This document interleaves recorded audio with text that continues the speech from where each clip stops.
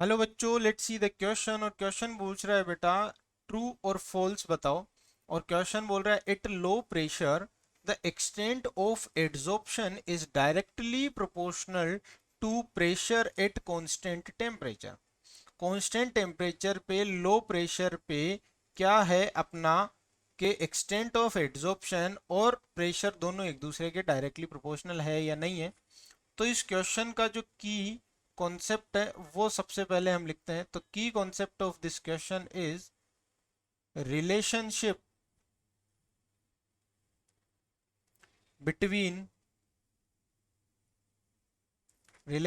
Between extent of adsorption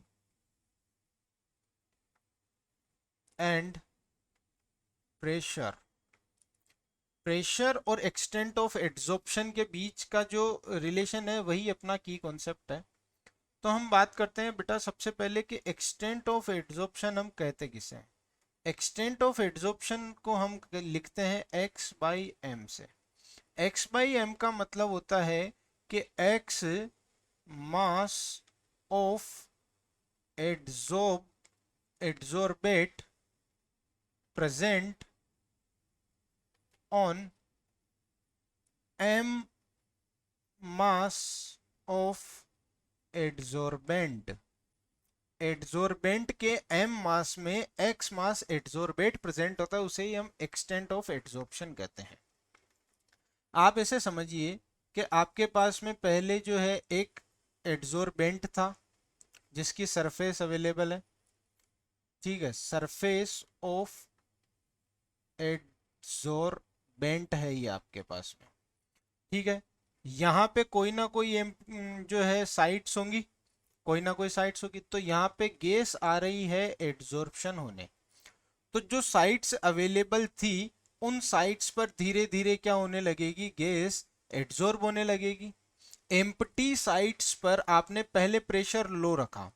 low pressure पर आपने क्या किया, लो प्रेशर पर या कांस्टेंट टेम्परेचर की हम बात कर रहे हैं, लो प्रेशर पर पहले प्रेशर बहुत ही कम रखा। तो धीरे धीरे गैस क्या हो जाएगी आपके डायरेक्टली फिल होने लगेगी, एड्सॉर्ब होने लगेगी। इसीलिए लो प्रेशर पर लो प्रेशर पर एक्सटेंट ऑफ एड्सॉर्प्शन जो होता है वो डायरेक्टली प्रोपोर्शनल होता है पी के। बिकॉज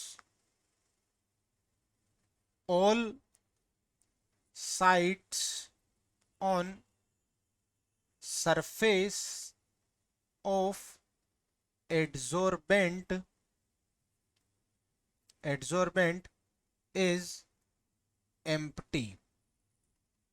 ठीक है, सॉरी आर आएगा।